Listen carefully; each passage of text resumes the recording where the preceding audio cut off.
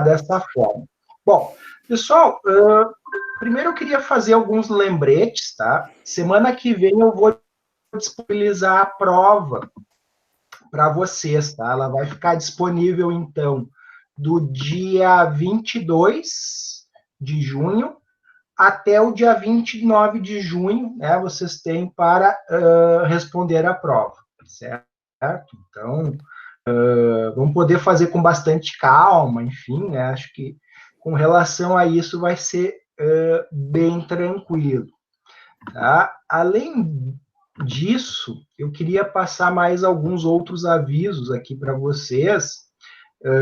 Eu vou compartilhar agora a minha área de trabalho aqui para vocês visualizarem comigo essas questões, né? Eu não vou abrir o aula, já que o aula não está abrindo, então vou fazê-lo por aqui mesmo. Vou ver esses lembretes por aqui mesmo, e aí depois, né, vocês podem conferir lá na plataforma mesmo. Vamos ver aqui, está abrindo as minhas planilhas do Google, aqui em programa semanal. Além da agenda, eu tenho esse cronograma, tá? Mas esse cronograma aqui é das atividades que eu tenho que fazer e tal. Essas aqui, especificamente, relacionadas às aulas, né? Deixa eu ver. 15 a 21/6. Vamos ver.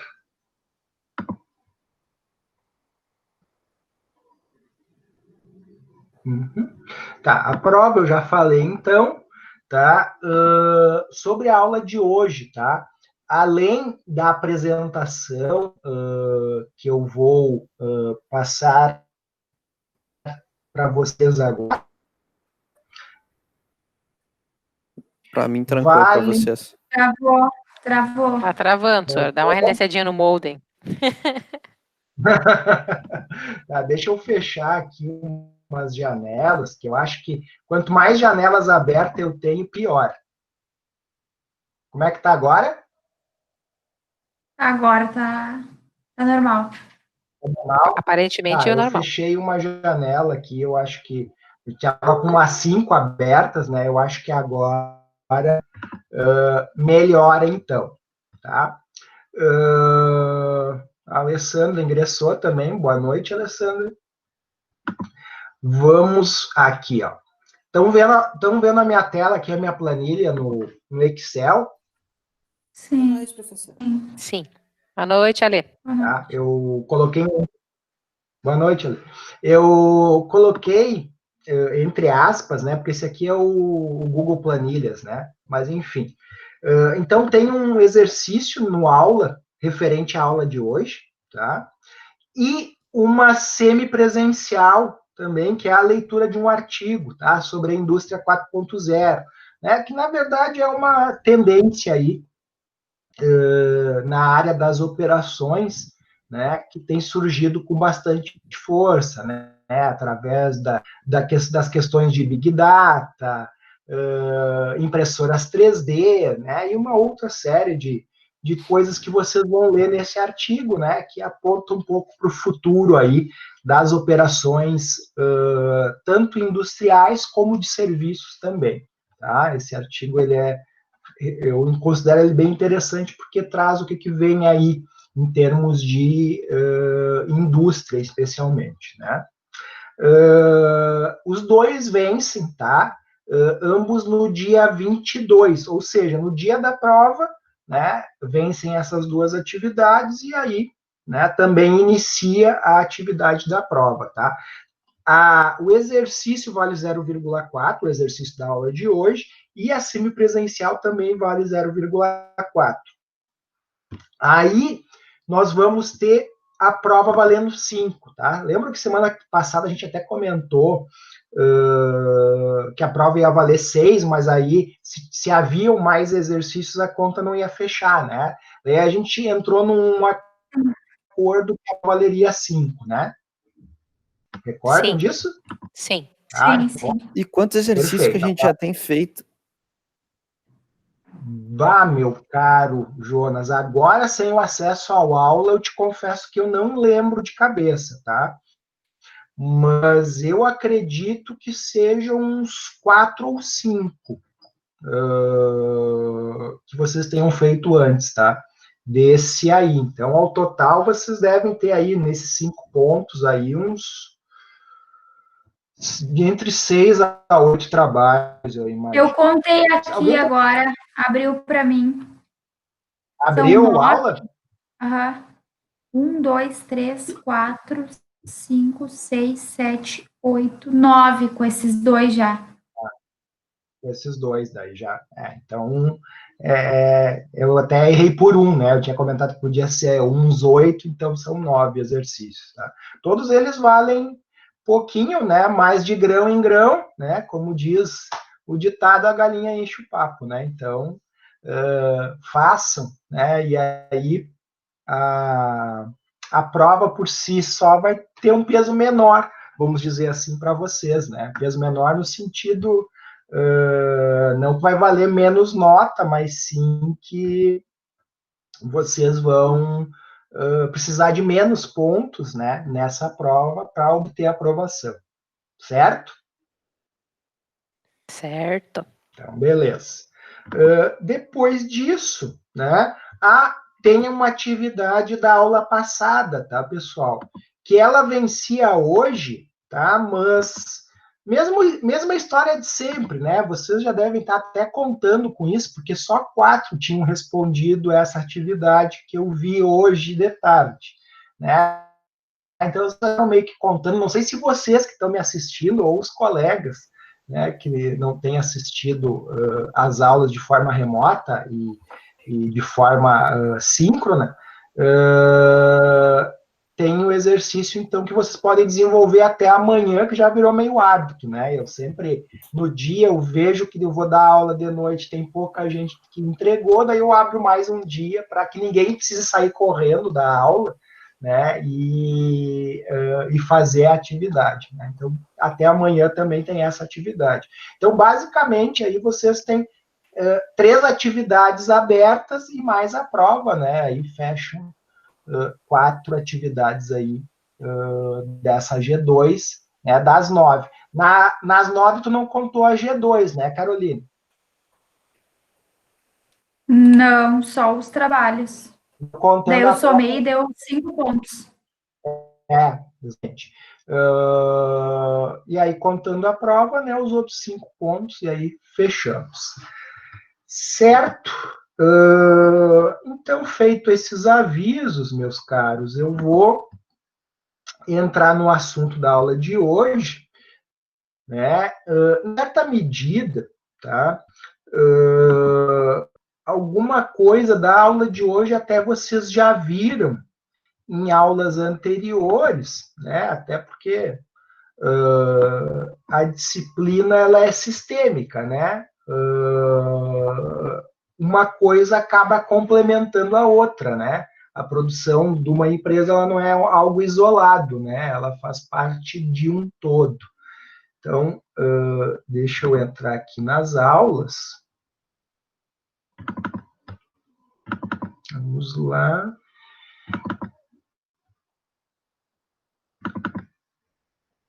Uhum.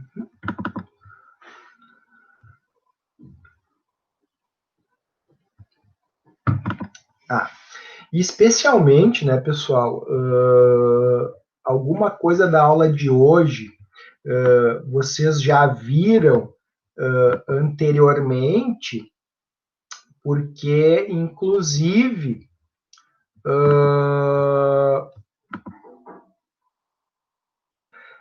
eu já trabalhei o plano mestre de produção com vocês na produção puxada, né? E agora nós vamos falar do plano mestre de produção na programação da produção empurrada.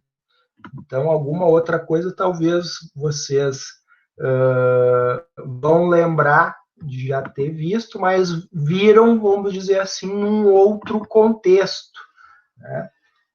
Então, vamos lá. Estão conseguindo ver minha apresentação aqui na tela? Sim. Sim. Tá? Pessoal, qualquer problema na apresentação, de gravar, vocês, por favor, me avisem em seguida, tá? Não me deixem falar, sem comentar nada, porque eu não estou enxergando vocês agora, tá? Quando eu coloco nesse modo apresentação, eu não enxergo vocês. Então, vocês podem fazer o que quiserem, tirar tatu do nariz, enfim, tá? Não, brincadeira, porque os colegas de vocês veem vocês, tá? E, por favor, não façam isso, porque né, não é higiênico, mas foi só um comentário infeliz da minha parte para vocês rirem. Mas, enfim, eu não vejo vocês agora, tá? Então, peço que me avisem, por um acaso, a minha conexão falhar ou cair. Bueno, então, vamos falar um pouquinho do plano mestre de produção na programação da produção empurrada, né? O que o plano mestre de produção é? Né? Ele consiste numa versão desagregada do plano de produção. Pessoal, lembram que no planejamento estratégico da empresa, a gente faz o plano de marketing e vendas, e desse plano de marketing e vendas, nós elaboramos o plano de produção lá no nível estratégico. Feito o plano de produção, nós vamos elaborar na área de produção, mais especificamente, na direção de produção, direção de operações, ou seja lá o nome que a área tiver dentro da empresa, nós vamos elaborar, então, esse plano mestre de produção, que, na verdade, é uma versão que a gente chama de desagregada do plano de produção. Enquanto o plano de produção vai dizer, por exemplo, que eu preciso produzir 1.000 lapiseiras para o mês de junho, né? No plano mestre de produção, eu vou ter listado todos os itens que são necessários para produzir essa lapiseira, né? Que inclusive vai gerar uma outra questão que nós também já vimos, que é o cálculo da necessidade de materiais. Né? Uma vez que no plano mestre eu vou ter detalhado o volume a ser fabricado para cada tipo de produto que eu comercializo. Né? Então, vocês vão ver aqui justamente o exemplo de uma lapiseira. Né? Uma lapiseira de um modelo específico. Né? A lapiseira P207, né? Que tem esses itens aqui que acompanham, né? Que acompõem, melhor dizendo. Né? O corpo externo da lapiseira, né? A presilha de bolso, o próprio miolo da lapiseira, o corpo da ponteira, a guia e a tampa. Né? Inclusive, eu até tinha uma lapiseira aqui em cima da minha mesa, que seria bem legal de mostrar para vocês agora. Mas eu tive que tirar da mesa porque a minha filha já alcança, então eu vou ficar devendo a lapiseira para vocês, tá? Mas eu podia mostrar a lapiseira aqui, desmontar e mostrar todos esses itens aqui, né? Agradeçam a minha filha o fato de eu não poder fazê-lo agora, tá? Mas acho que também não vai afetar tanto aqui o aprendizado de vocês, né? Então, por exemplo, se eu tenho 1.000 unidades de lapiseira a serem produzidas, né? Eu tenho pedido nessa ordem, então eu vou precisar de 1.000 corpos externos, 1.000 presilhas, 1.000 miolos da, né? Não miolos, fica estranho, né? Miolos da lapiseira, 1.000 corpos de ponteira, 1.000 guias e 1.000 tampas, tá? Eventualmente, né, pessoal, eu poderia aqui ter um outro produto, e aí eu ter a necessidade de repente, 4 rodas, né, para cada, vamos dizer assim, para cada carro que eu produzo, né, eu teria aqueles vários itens que me gerariam aquele cálculo da necessidade de materiais, lembram? Sim, senhor. Sim. Beleza. Então, aqui eu estou mostrando justamente a relação, né, da aula de hoje já com coisas que, inclusive, nós já vimos, tá? Eu sou muito honesto em dizer para vocês que eu, em virtude, né, desse rearranjo das aulas, eu até tive que inverter um pouquinho, né, alguns conteúdos, né, que antes eu ministrava antes, acabei ministrando depois. Esse aqui especificamente é um caso, tá? Bueno, o registro básico, então, de um plano mestre de produção, né? só uma questão, ninguém me perguntou, mas já respondo. O pessoal costuma chamar de MPS, o Plano Mestre de Produção, por causa do nome em inglês de Plano Mestre, né? Que é Master Plan Scheduler, né? Por isso, MPS, né? Por isso que eu uso essa sigla MPS, né? Para o Plano Mestre de Produção, por conta da sigla na língua inglesa. É que nem o próprio MRP, né, pessoal? O MRP e o ERP, né, que a gente acabou, né, incorporando aqui no país as siglas derivadas do nome em inglês, né, desses sistemas de produção. Né, a mesma coisa acontece aqui com o Plano Mestre de Produção. Né?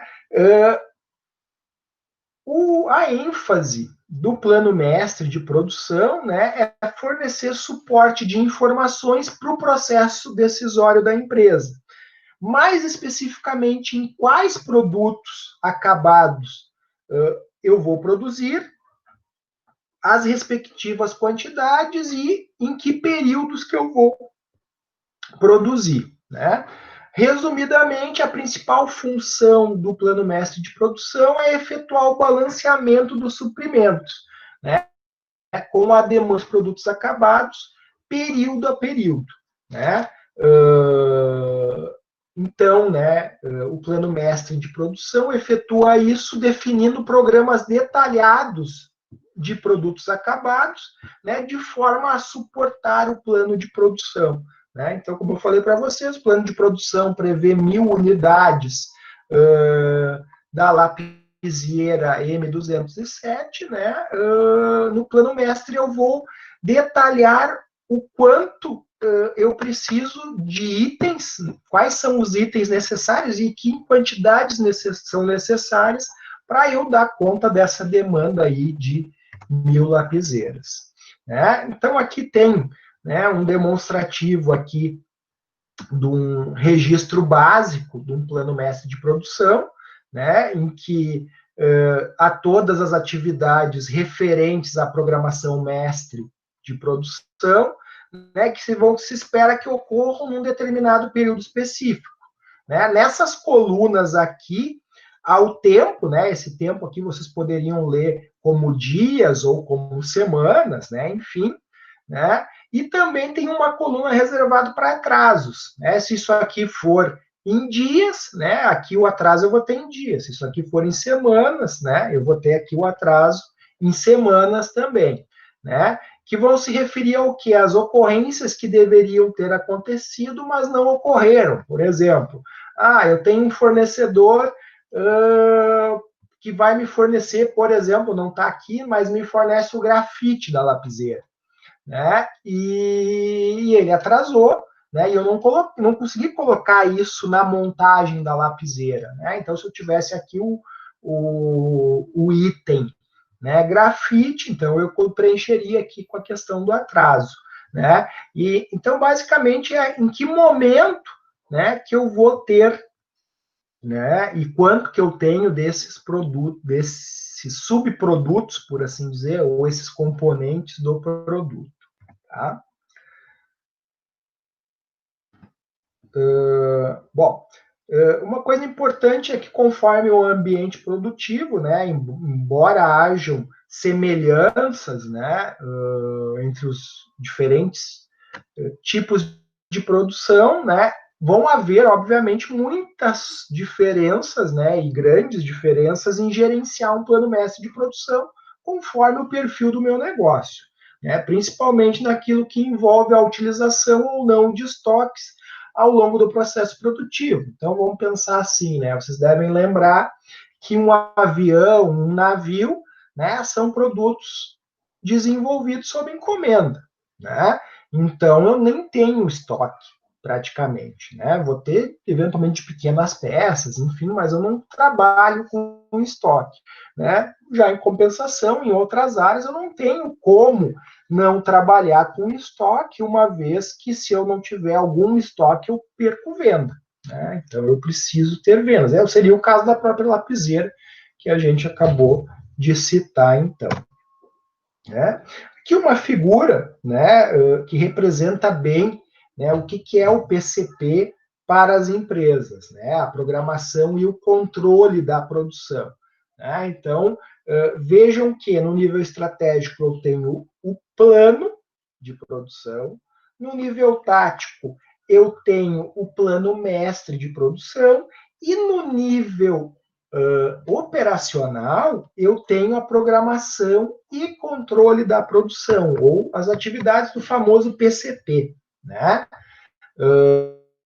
Em aula vocês vão ver o PPCP, que seria Planejamento, Programação e Controle da Produção, né? Também é uma sigla utilizada, né? E o que faz o PCP?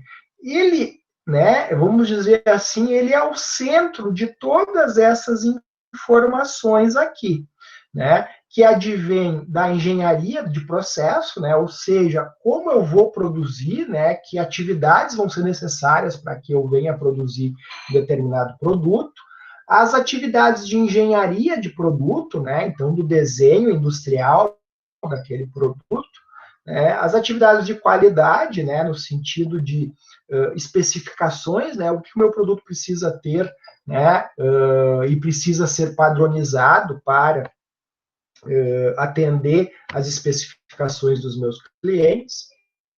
As questões referentes à manutenção, né, uma vez que eventualmente eu vou ter problemas em máquinas, por exemplo, né, e preciso efetuar atividades de manutenção.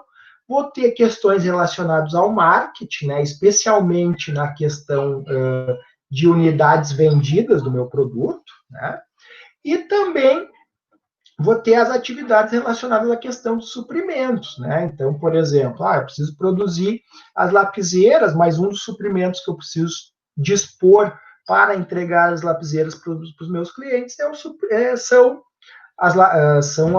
o grafite, né? A ponteira da lapiseira, né? Enfim, todos aqueles outros itens lá que nós citamos anteriormente. O PCP, então, vai filtrar todas essas informações de modo a gerar o quê? Ordens de produção e ordens de compras, né? Final aqui desse funil, né? Vai mandar produzir, então, tudo que for necessário produzir, né? E vai efetuar os pedidos de compras de tudo aquilo que é necessário comprar efetivamente, né? E muitos programam e controlam a sua produção utilizando que sistema? Um MRP, né? Ou especialmente nos dias atuais um ERP, né? Que faz todo esse detalhamento da produção, né? Vamos dizer assim, nos mínimos detalhes, né? Como dizia um comediante famoso, né? Quais os objetivos da programação e do controle da produção? Né? Então, a partir lá do nosso planejamento mestre da produção e dos registros de controles de estoques, né, a programação da produção se encarrega de definir o quê? Quando e quanto comprar e quando e quanto fabricar ou montar. Né? Isso de cada um dos itens necessários para transformar as matérias-primas e componentes lá no nosso produto final, lá no nosso produto acabado. Né? Os objetivos, então, da programação da produção são quais? Primeiro, permitir que os produtos tenham a qualidade especificada, né? Lembram do desenho aqui do filtro, né? Que entra as especificações da área da qualidade. Né? Fazer com que as máquinas e as pessoas operem com os níveis desejados de produtividade, né? Ou seja, a ideia é reduzir aqui ao máximo ociosidades de maquinário e de pessoal, né? Reduzir estoques e custos operacionais, né, ao máximo que eu puder, e manter ou melhorar o nível de atendimento ao cliente. Né? Pessoal, aqui entenda o nível de atendimento ao cliente, especialmente a questão de qualidade, né, o quão bem eu atendo o meu cliente com o meu produto, né, em termos de qualidade, mas também de tempo de entrega. Né? Eventualmente, né, eu posso deixar de comprar do fornecedor A para comprar do B, porque o prazo de entrega dele é melhor. Né? E a outra questão, obviamente, é o preço. Né? Eventualmente, eu até posso esperar um pouco mais por um outro fornecedor, se ele conseguir me fornecer a um preço mais razoável. Certo? Todavia, esses objetivos eles podem gerar um certo conflito, né? De que forma? Primeiro, que reduzir custos operacionais vai exigir que se reduzam os estoques de produtos acabados e semi-acabados, né? Mas, por outro lado, atingir a produtividade almejada das máquinas e pessoas pode exigir um grau de ocupação dos mesmos que acarrete em elevação nos níveis de estoque. Né? Então, a ideia é a gente efetuar o que a gente chama de balanceamento da produção. Né? As pessoas, obviamente, não fiquem paradas, né? E as máquinas também, mas, ao mesmo tempo, né, que não produzam muito mais, né, do que eu tenho de necessidade para vender. Né? Porque senão, daqui a pouco, eu vou ter que trabalhar com liquidações ou coisas do gênero para desafogar, né, o meu inventário. Né? A ideia é balancear ao máximo, né, a oferta e a procura, né? Lembrando a disciplina que vocês falavam ali antes de microeconomia, né? Tentar equilibrar esses dois itens, uma vez que estoque também, a gente sabe, né, um jargão conhecido, que estoque é dinheiro parado.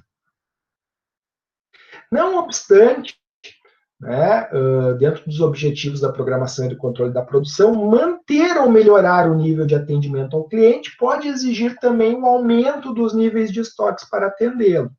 Nesse contexto, então, dá-se importância ao balanceamento desses diversos objetivos, né, mesmo sendo difícil de atender a pleno todos ao mesmo tempo.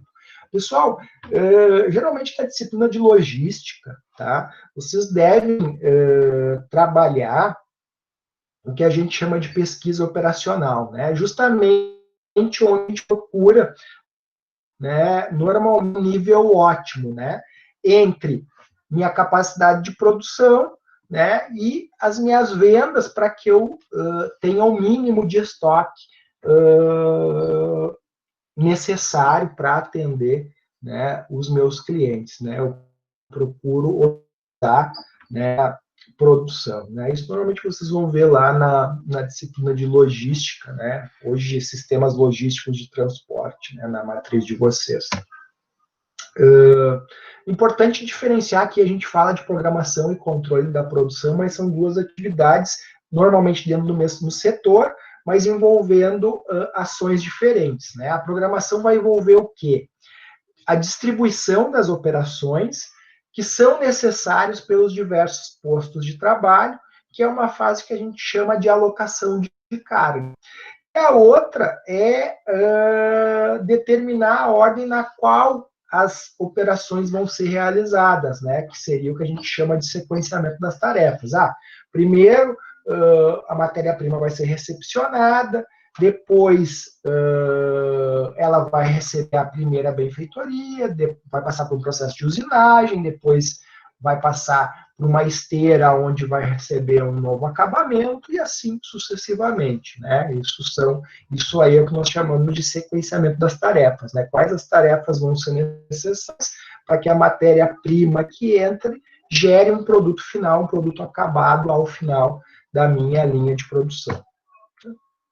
Depois, o controle envolve garantir que as ordens de produção elas sejam realizadas de maneira correta e também no prazo certo. Né? Para tal fim, é necessário que a gente saiba algumas cositas. Né? Primeira delas, o material que está em processo acumulado nos diversos postos.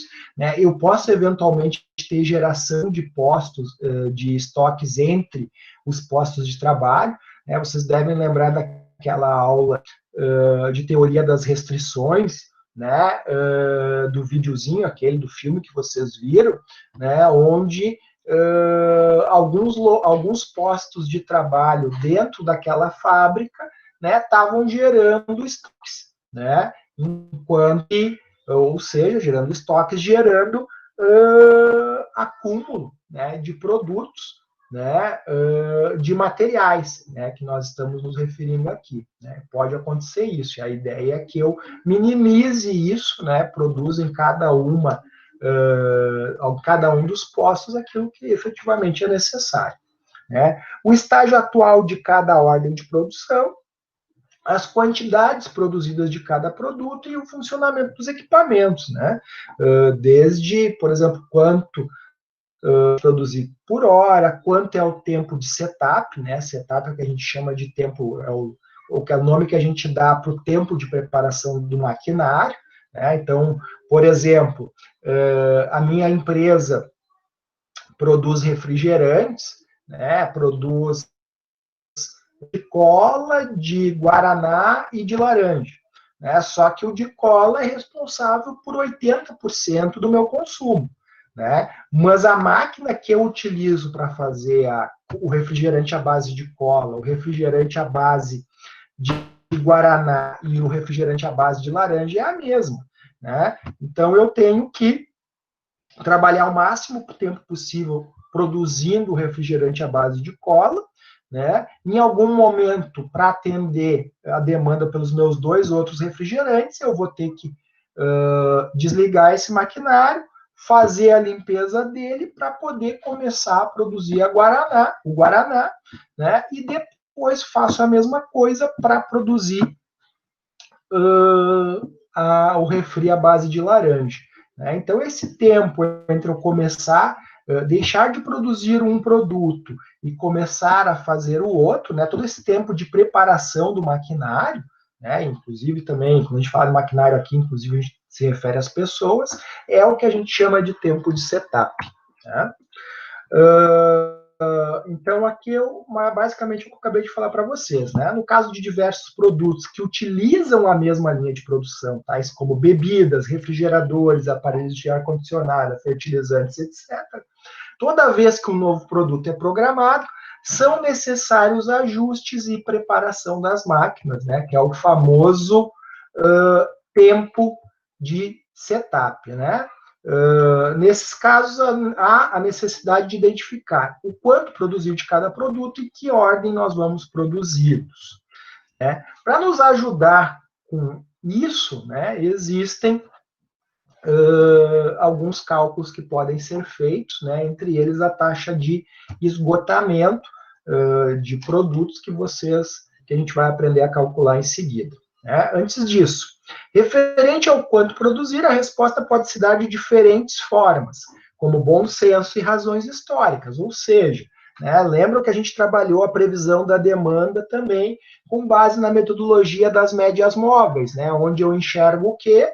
Né, eu enxergo as séries históricas lá do meu passado, né, de forma a tentar projetar como vai se dar o comportamento do futuro. Né? E depois, de acordo com a teoria dos custos associados aos estoques, né, que existem aonde? Na preparação das máquinas para uma rodada de produção e na manutenção dos produtos em estoque.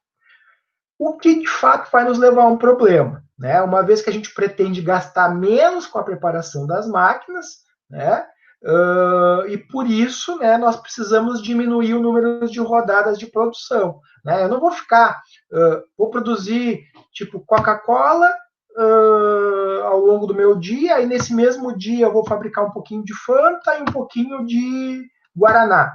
Né?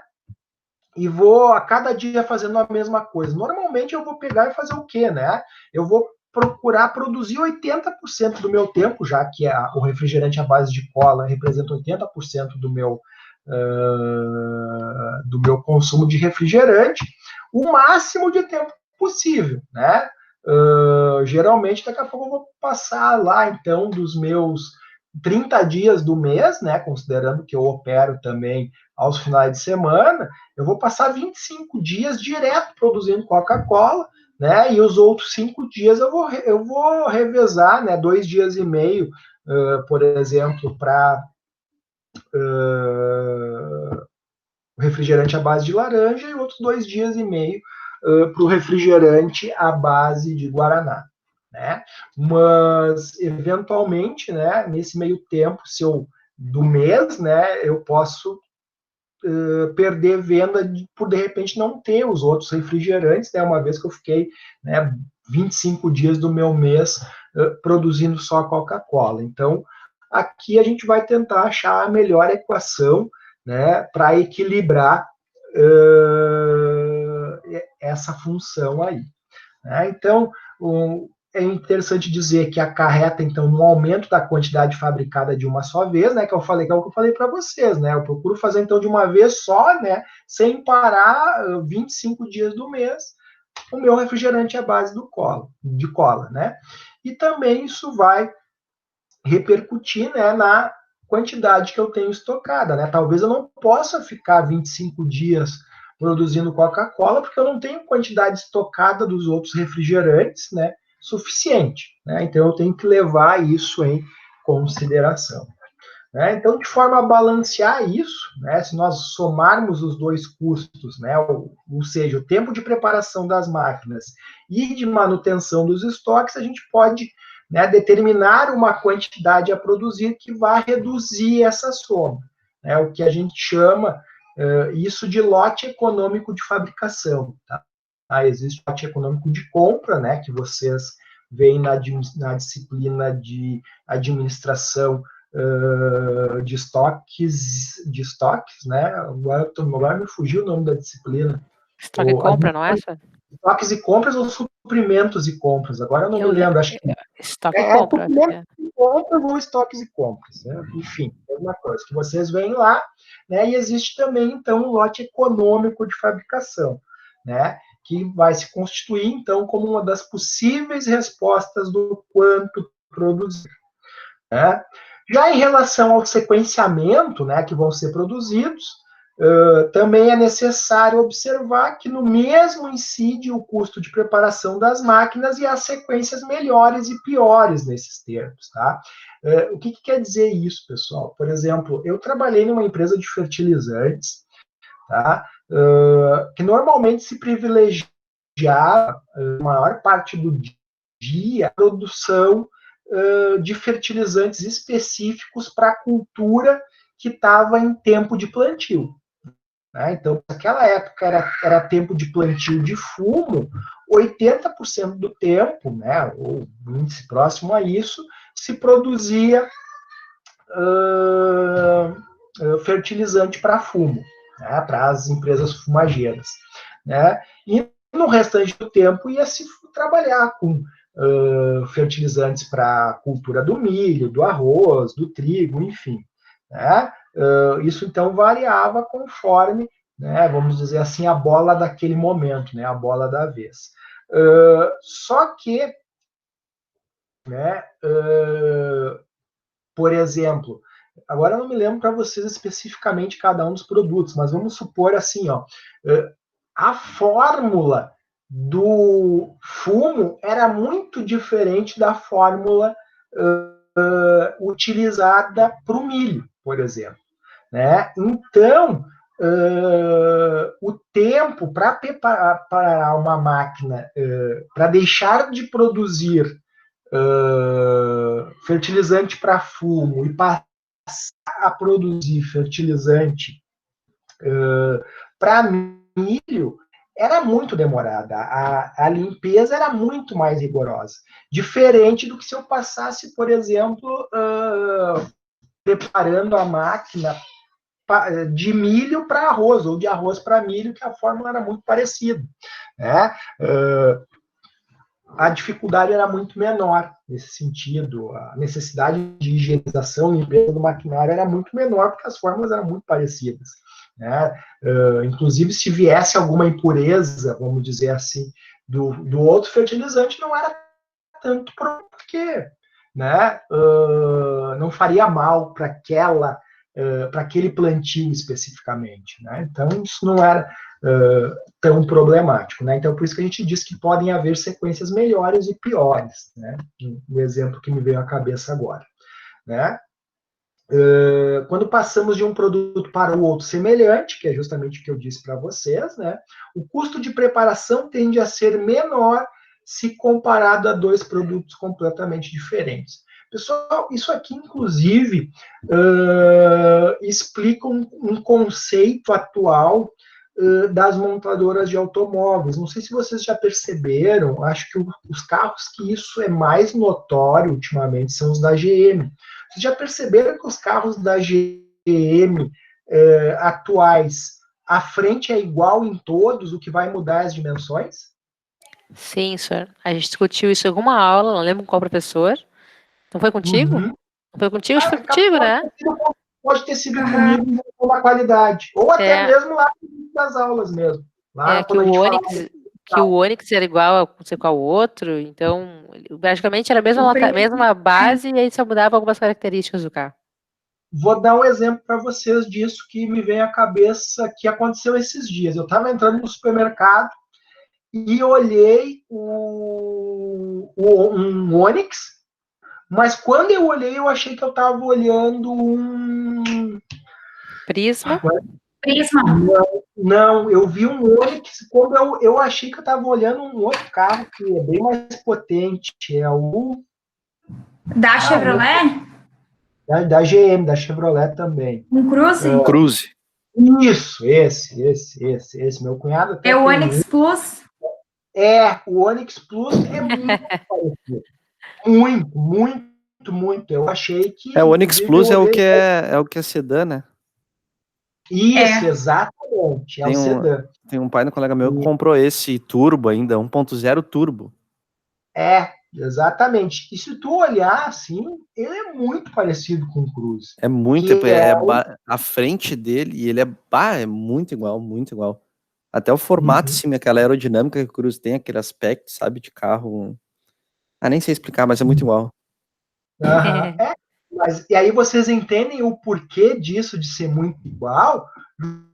Justamente isso aqui. Se a gente quiser passar de um produto para o outro semelhante, preparar as máquinas para deixar de produzir um Onix Plus para produzir um Cruze, é 2 tapinha. Agora, se eu fosse pegar carros muito diferentes um do outro, ia ser um problemão. Aí vocês vão me dizer, mas Igor, aqui a GM de Gravataí só produz Onix e Onix Plus, que é o sedã.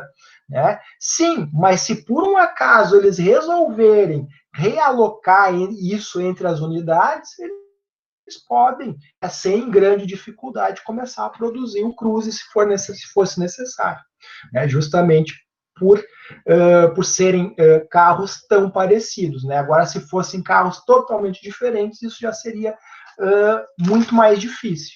Né? Então, aí explica um pouco, então, do porquê dessa tendência da indústria em deixar os carros, né, da mesma marca muito mais parecidos uns com os outros do que eram antigamente. Certo? Certo. Olha. Então, né, é preferível nós utilizarmos um sequenciamento que respeite sequências mais favoráveis de programação. E aí, para isso, nós temos um cálculo, que é o cálculo que a gente vai ver na aula de hoje, que a gente chama de tempo de esgotamento, que consiste no quê? Divisão do estoque disponível pela taxa de consumo num determinado período de tempo, seja ele dia, semana, mês, etc. O tempo de esgotamento, ou taxa de esgotamento também, que vocês vão ver em alguns livros, é a medida de quanto é urgente fabricar determinado produto.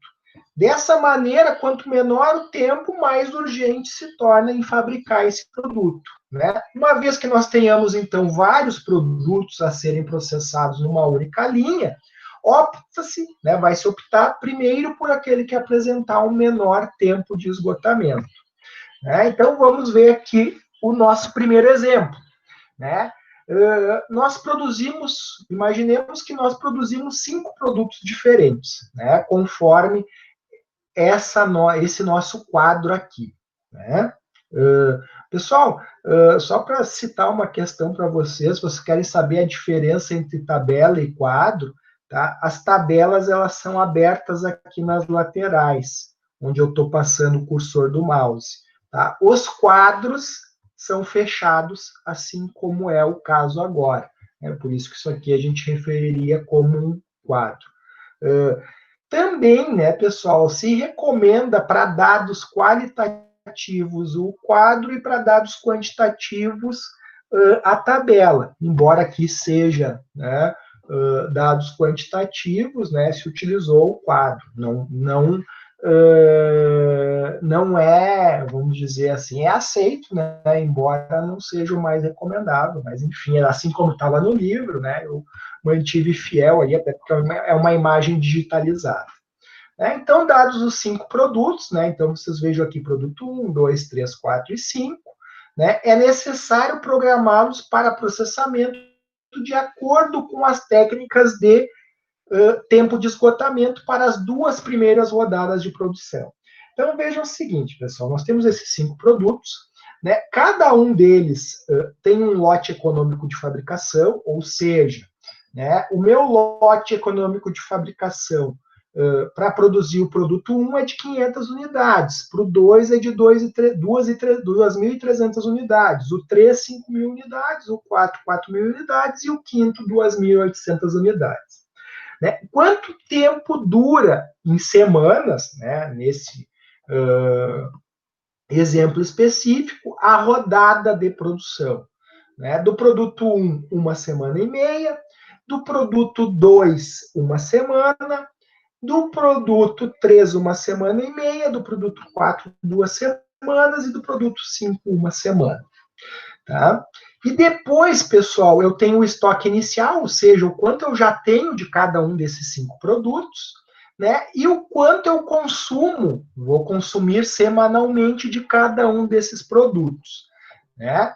Aqui, pessoal, eu dividindo estoque inicial, né, pela taxa de consumo, eu tenho o tempo de esgotamento naquela semana. Né? Então, é o que eu vou fazer aqui. Né? Para achar o tempo de esgotamento, eu vou pegar o estoque inicial e dividir ele sempre pela taxa de consumo. Então, vejam que o produto 1, né, eu tenho um estoque inicial de 1.600 unidades e consumo, né, eu costumo consumir semanalmente 200 unidades do produto 1. Por isso, o meu tempo de esgotamento é 1.600 dividido por 200, que vai dar o 8 aqui de tempo de esgotamento. A mesma coisa eu vou fazendo para cada um desses outros itens aqui, ou cada um desses outros produtos, melhor dizendo. 4.830 dividido por 1.200 vai dar 4,025. 6.000 dividido por 1.500 vai dar 4 de tempo de esgotamento. 9.600 por 1.000 vai dar 9,6 de tempo de esgotamento. E 900 por 800, né, vai dar 1,125. Pessoal, qual deles apresenta o menor tempo de esgotamento? O produto 1, 2, o 3, o 4 ou o 5? 5, 5. Perfeito. Né? O 5 é o que apresenta o menor tempo de esgotamento, logo a minha produção vai iniciar por ele. Né? Então, o meu primeiro produto, né, minha primeira rodada de produção vai ser produzindo o produto de número 5, certo? Aí nós vamos à segunda variável, tá? Que de acordo com o lote econômico de fabricação, nós vamos produzir aqui, tá? Deixa eu tirar isso aqui da frente. Nós vamos produzir 2.800 unidades, né? Ao longo de quanto tempo? Uma semana. Né? E aí, passado esse período, eu preciso refazer os cálculos para saber qual o novo produto que vai ser processado. Né? Então, eu vou refazer o cálculo. Como é que eu vou refazer esse cálculo, pessoal? A primeira questão é que eu tenho que considerar que ao longo dessa uma semana, onde eu fiquei produzindo esse produto 5, os outros produtos, né, também foram consumidos, né, ao longo dessa uma semana. Então, vejam que do produto 1 foram consumidas 200 unidades, nessa uma semana que eu fiquei produzindo só o produto 5, né? Ao longo dessa semana, né, também foram consumidas 1.200 unidades do produto 2 e assim por diante. Isso explica, pessoal, o porquê, por exemplo, na segunda semana, eu tenho 1.400 unidades do produto 1. Por quê? 1.600 menos 200 unidades. Eu tinha 1.600 de estoque inicial, e nessa semana, né, onde eu fiquei produzindo só o produto 5, eu tive consumidas 200 unidades, então, por consequência, eu tenho agora, na segunda semana, 1.400 unidades. E assim por diante, pessoal. Vejam que no produto 2, eu tinha 4.830 unidades do produto 2, né? Nós consumimos, durante essa semana, em que só produzimos o produto 5, 1.200 unidades. Então, 4.830 menos 1.200, né, eu tenho 3.630. Se vocês olharem na tabela anterior, lá vocês vão ver que o estoque inicial anterior era de 6.000 unidades do produto 3.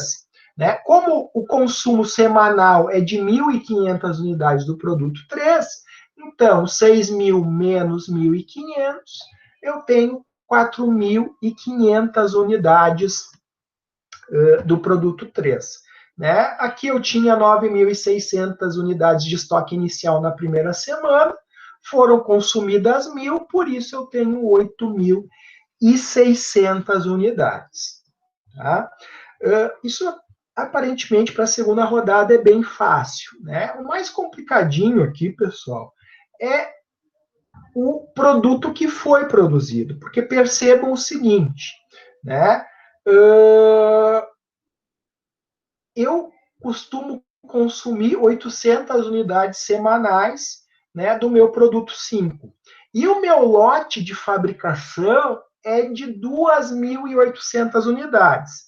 Então, ao longo dessa primeira semana, né, eu consumi 800 unidades, né? Dessas 900, me sobraram quantas? Repete, por favor, senhor. Tu fabrica 2.800, consome 800, sobrou 2.000 unidades. Tá. Só que tu tem um estoque inicial de 900. Exato. Mas é assim, ó. Pense o seguinte, vamos esquecer o que eu fiquei produzindo essas 2.800 unidades por enquanto, tá? Nessa primeira semana, nós tínhamos um estoque de 900, correto? Certo? Sim. E vamos consumir 800. Só Vamos sobram sobrar quanto? só 100. Sim. 100. E essas 2.800 que eu acabei de fabricar nessa semana, eu vou somar com essas 100. Por isso, Sim. eu vou ter 2.900 aqui. Compreenderam? Entendi. Sim. Mas Pega o da estoque. onde as 2.800? É que tem um. 2.900. Foi o que ele consumiu ao longo das semanas. Não. Das Que ele tem um Ele- lote, que ele ele produziu, fabrica um que ele X, fabrica, ele tem um estoque inicial, ele fabrica um X e consome um X. Ele pega o estoque inicial, usa o que ele tem que usar, e o que sobrar ele soma ao lote de fabricação. Exatamente, Sabrina. É isso aí. Todos conseguiram compreender? Por favor. Não, Conseguiram? Vamos lá de novo. eu não. Reparem que, por exemplo, aqui, eu vou para o item anterior, tá? Nós tínhamos 9.600 unidades, tá? Nessa primeira tabela aqui, certo? Aham. E a taxa de consumo semanal foi de 1.000. Por isso, Sim. na segunda semana aqui, eu tenho 8.600 unidades. Aham. Ok? Tá. Agora, Tá. pensem nesse outro produto. Porque nesse daqui, esse aqui foi a que a gente estipulou que a gente vai produzir nessa primeira rodada, porque a taxa de esgotamento dele aqui, o tempo de esgotamento dele era o menor, era de 1,125, correto? Então, o que a gente fez ao longo dessa semana? A gente consumiu 800 unidades do produto 5, né? Assim como nós consumimos unidades dos demais produtos, né? E nós tínhamos 900 unidades desse produto, né? Desse produto 5. Nós tínhamos 900 unidades e consumimos 800, sobrou 100. 100. Sim. Como nós produzimos nesse meio tempo mais 2.800 unidades, né? Que é o que nos preconiza o nosso lote econômico de fabricação, a gente tem a gente tem a 100 unidades de cara que soma com essas 2.800 que nós fabricamos. Tá, mas por que eu só somo o lote de fabricação nesse produto e nos outros não? Porque nos outros não produziu nada.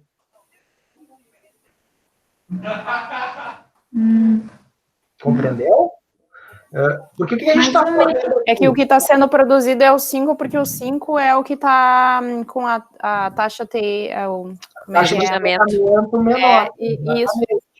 Porque o que a gente definiu aqui? Que a cada rodada a gente vai produzir um dos produtos, porque esse produto ele ocupa o mesmo maquinário. Compreende? Eu tenho que fazer uma escolha. Qual que eu vou produzir primeiro, qual que depois eu vou produzir por segundo, qual que eu vou produzir por terceiro, e assim sucessivamente. Nós definimos antes que o primeiro a ser produzido eram 5. Só que agora, passada essa rodada de produção, né, que durou uma semana, né, como estava previsto aqui, uma semana para produzir 2.800 unidades, a gente agora vai calcular o novo tempo de esgotamento de cada um dos produtos para ver se a gente continua produzindo o produto 5, que é o menos provável, né, ou vai ter que estabelecer agora como prioridade algum outro produto. E aí, por isso que a gente faz de novo aquela divisão que a gente fez antes. Né? Estoque inicial dividido pela taxa de consumo, 1.400 por 200, igual a 7.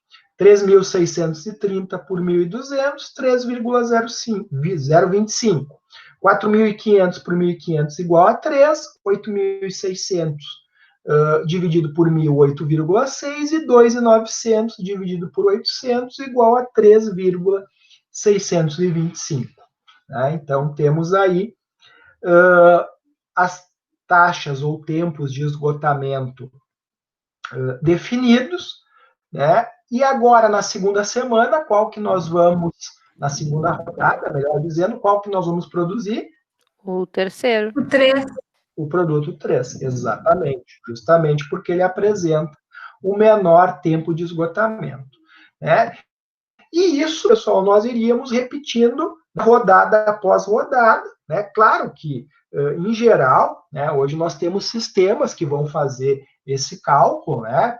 Porque vejam que fazer semana por semana, né, é uma tarefa braçal, né? Então, já existem sistemas que fazem esse cálculo. A gente precisa entender qual a lógica que eles utilizam, né, para realizar esses cálculos, né? Para nos dizer que na primeira rodada eu devo produzir tal, na segunda rodada eu devo produzir tal, na terceira tal, e assim sucessivamente.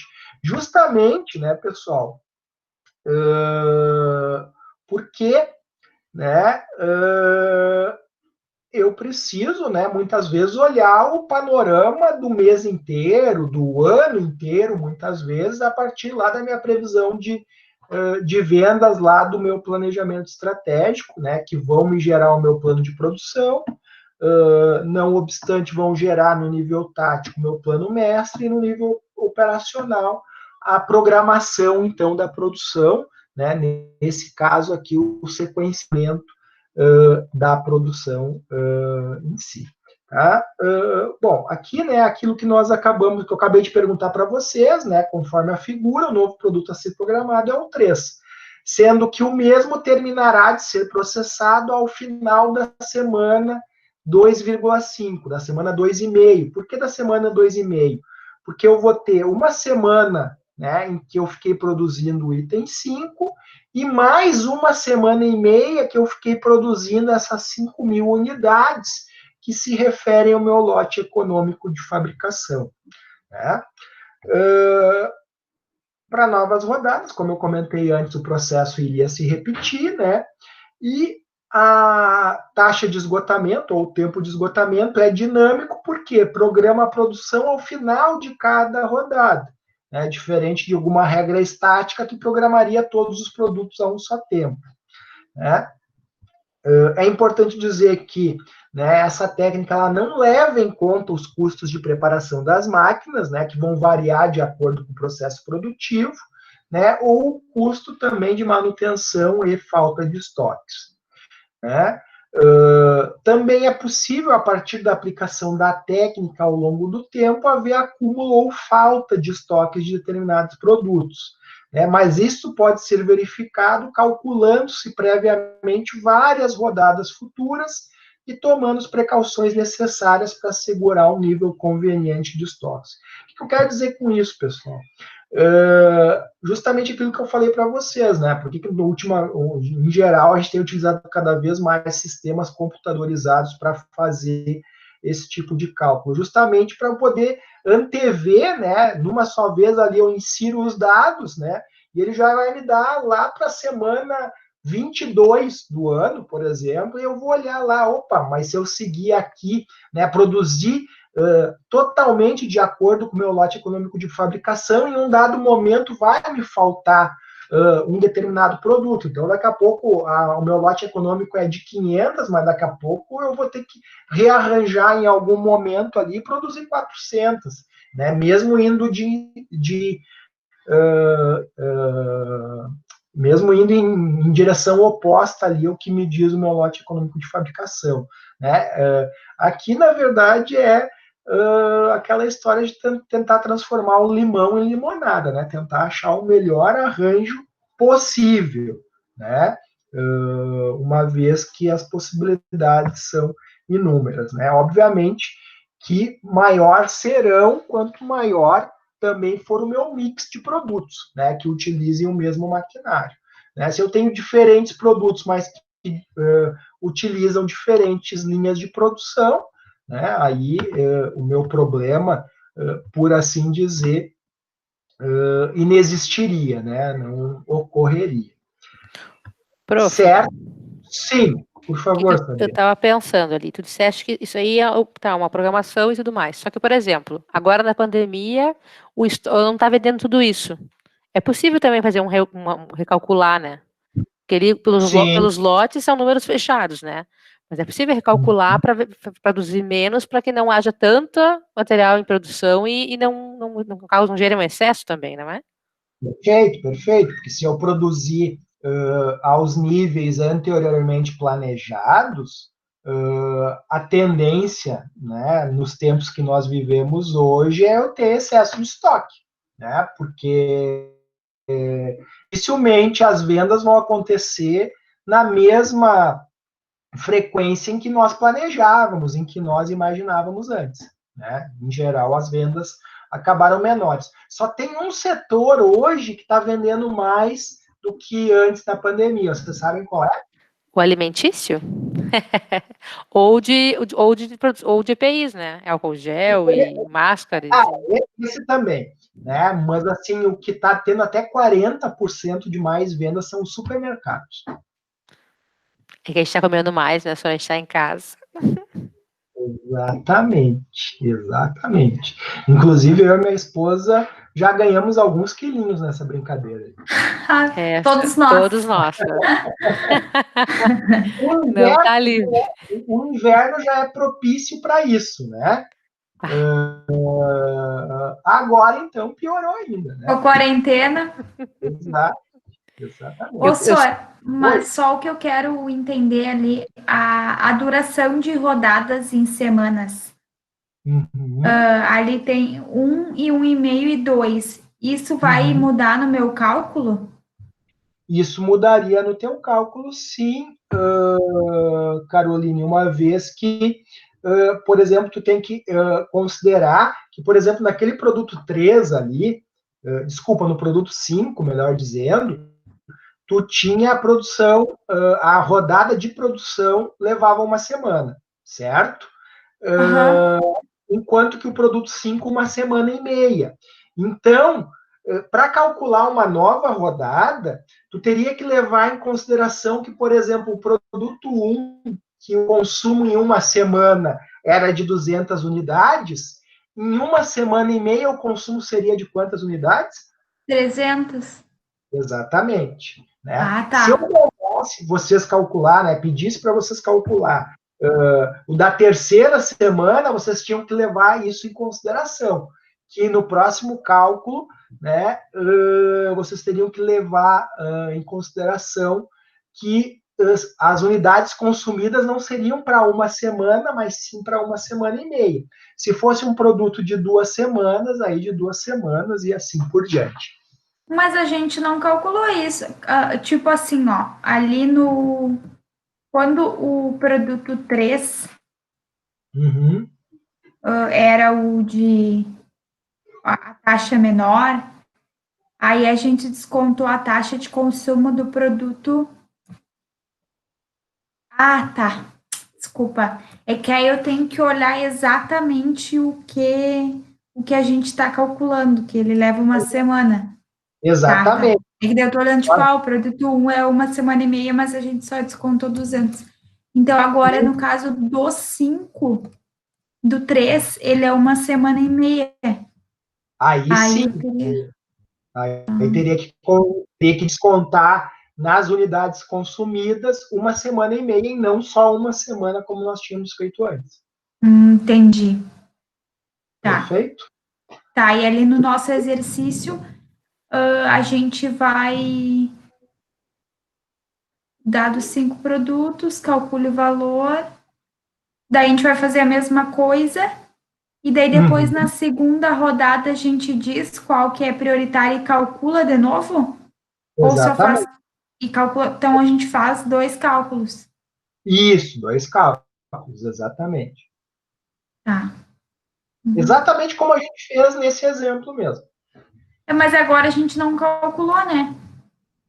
A gente descobriu que era o 3, mas não fez novo cálculo. Não. Veja o seguinte: o primeiro cálculo a gente fez simplesmente identificando a taxa de esgotamento. Essa foi a primeira rodada.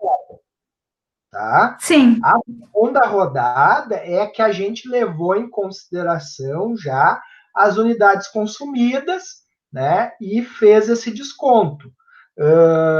Essas são 2 rodadas que é como vocês vão fazer no exercício. Ah, tá. E aí a gente descobriu que o próximo seria o 3. Aí eu não preciso calcular.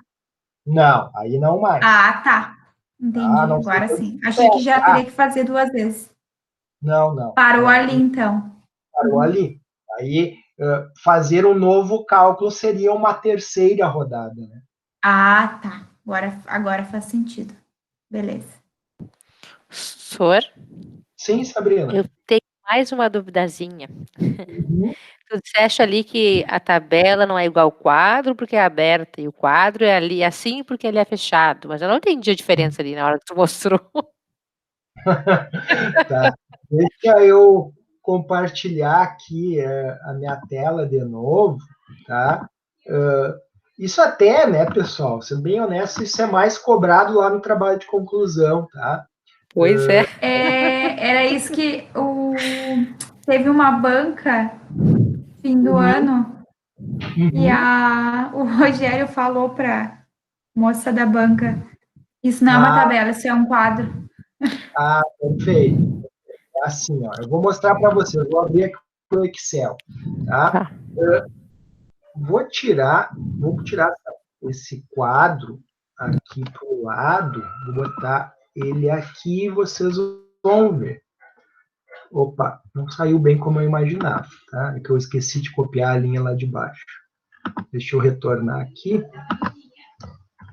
Vou pegar aqui todos. Ctrl X, vou colar, tá? Ele ficou, né? Vou abrir aqui um pouquinho mais para, beleza, tá? Isso aqui, esse aqui, pessoal, tá?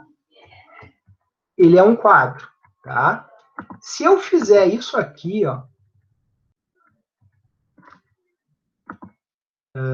vamos dizer aqui, abrir aqui, opa, deveria funcionar, né? Às vezes a tecnologia nos deixa na mão, mas vamos lá. Eu não sei por quê. Essa aí é a borda, né? Se você quer botar uma borda aí, por quê? Eu queria deixar uma única borda aqui. Vamos tirar as bordas, então, vamos ver. Tira tudo primeiro, depois... Tira tudo, tá? Aí eu vou fazer isso aqui, vamos lá. Botar só do lado direito, tá? Vou botar aqui inferior, tá? Isso aqui, pessoal, vou botar aqui também uma inferior, tá? Poderia botar aqui também, vamos colocar aqui.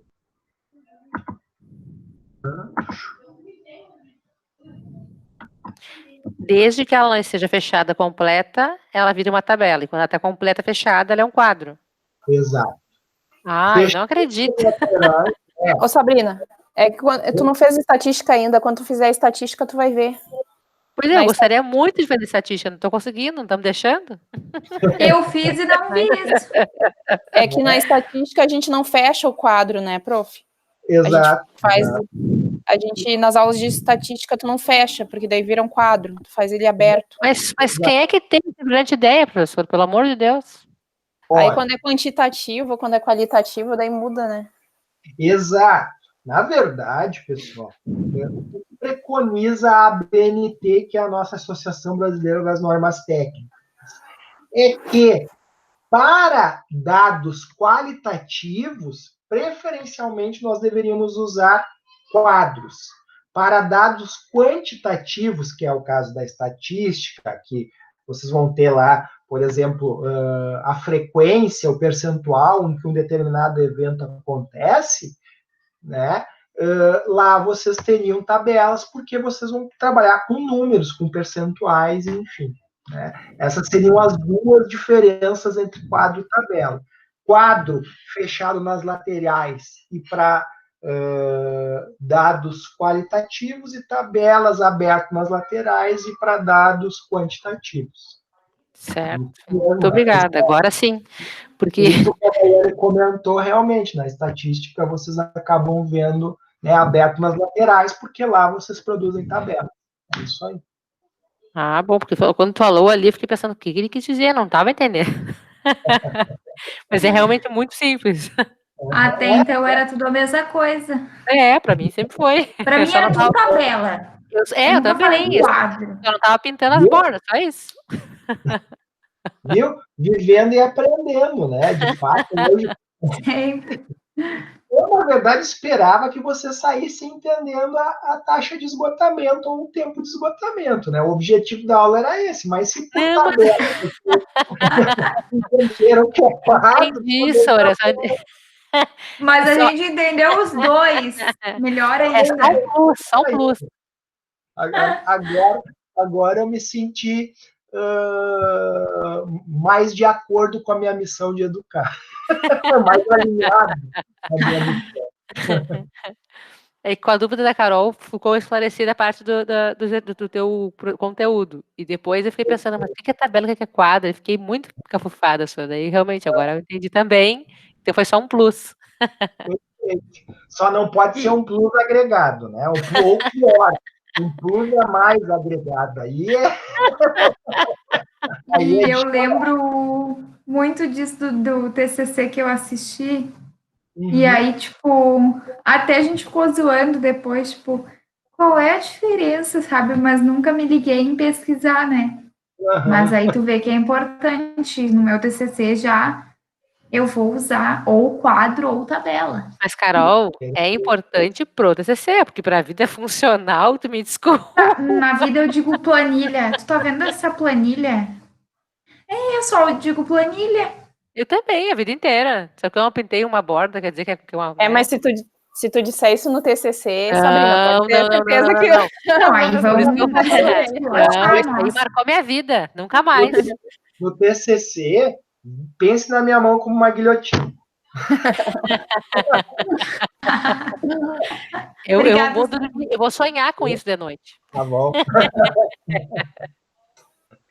Jóia. Bom, pessoal, na verdade, né, a aula de hoje é a última do semestre, né? Meu Jesus. Semana que vem, né, já vai estar disponível a prova para vocês desenvolverem, né? E definir, por assim dizer, né?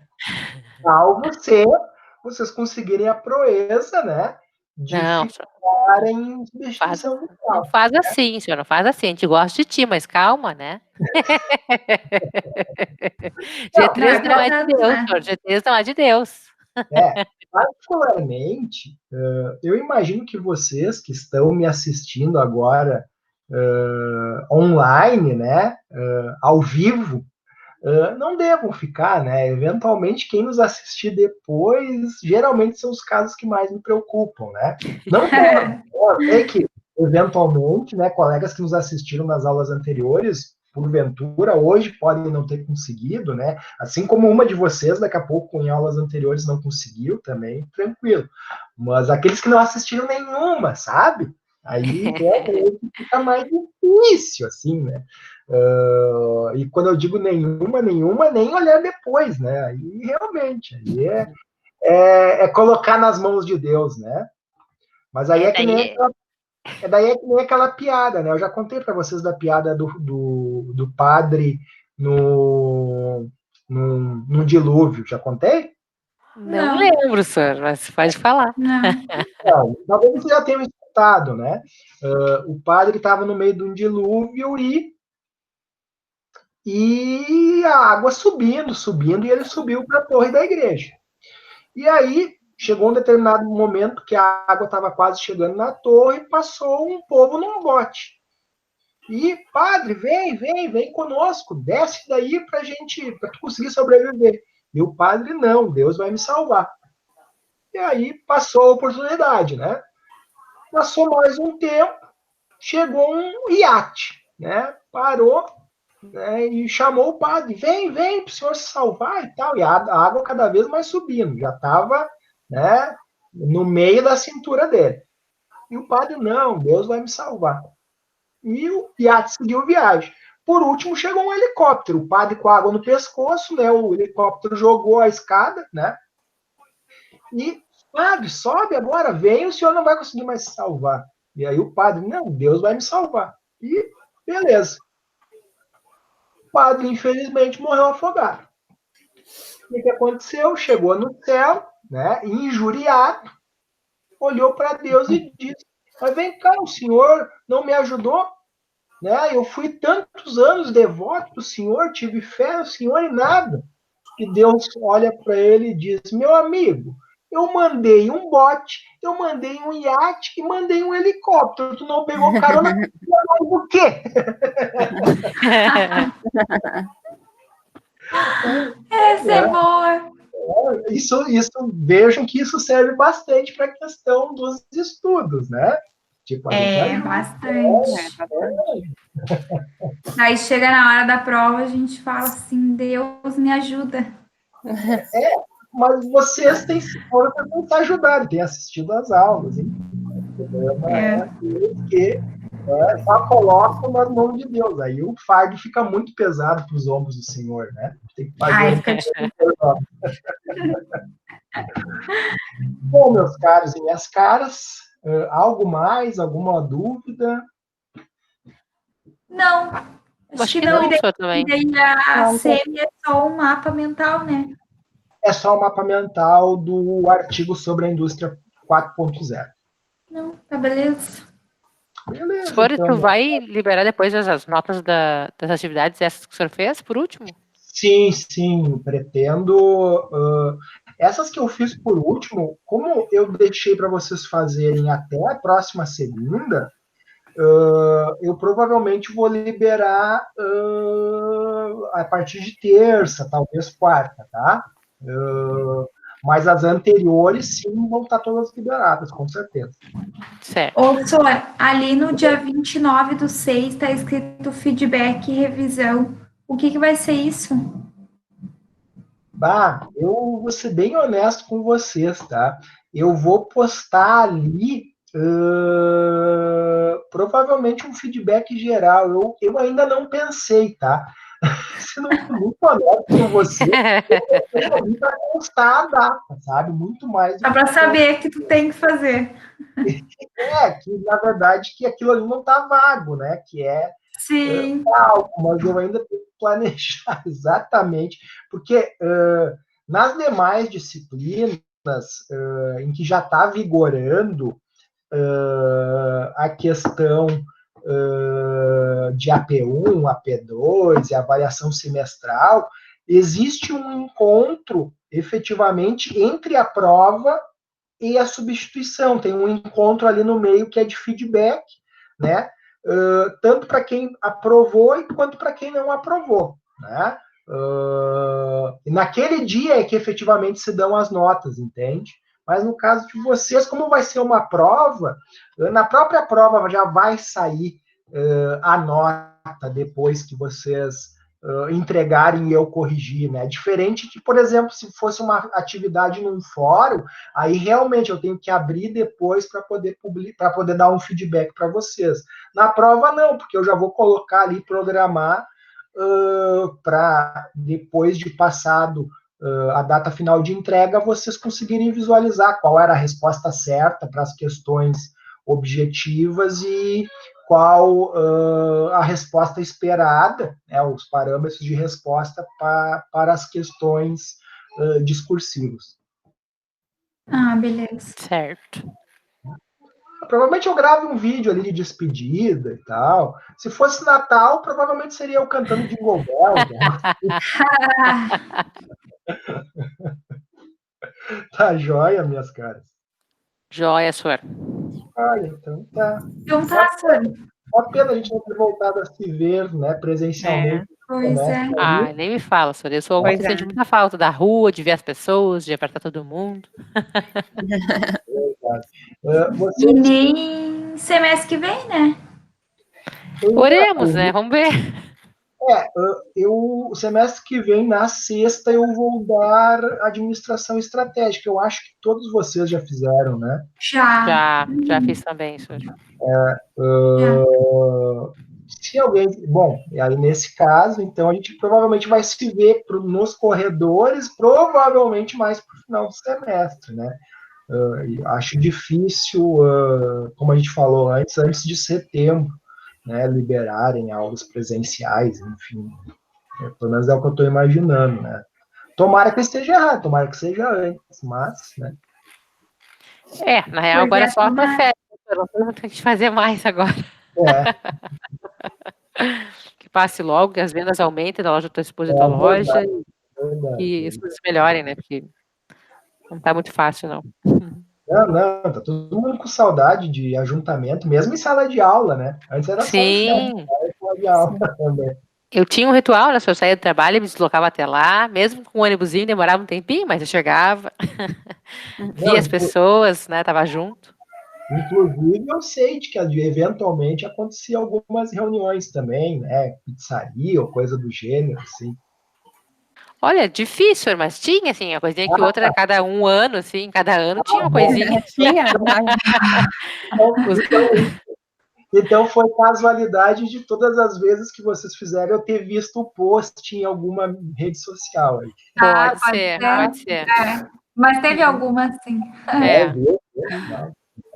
Eu sou uma que tô no Fucu, né, senhor? Eu tava presente em todos também. Tô na função, tamo dentro. Quando eu não organizava, né? O organizador de eventos. Oficial, da Ubra, eu sou oficial. Fora ser técnico de futebol também, que eu andei vendo alguma Também, sou também. Não, isso é uma regra dos tempos atuais, né? Nós temos que ser multitarefas, né? Isso, multifuncionais. Isso. Exatamente. Então tá, meus caros. Um grande e fraterno abraço a todos vocês. E espero falar com vocês, né? Logo que possível, presencialmente, né? Espero não falar com vocês por mensagem, né? Nesse meio tempo, porque geralmente as mensagens logo na prova de G2 e logo depois, geralmente é de chororô. Então, é uma coisa ruim. Joia, então, meus caros. Um abraço e até. Obrigada, Boa noite, Obrigada, querido. prof. Tchau. E valeu aí Professor, por tudo. obrigado por tudo. Nada, né? Até o próximo É, semestre, então. É verdade. Estaremos lá com Até mais. certeza. Então tá bom. Tchau, tchau. Tchau, tchau. Abraço, Tchau, professor. professor. Tchau. Obrigada. Tchau, people. Tchau.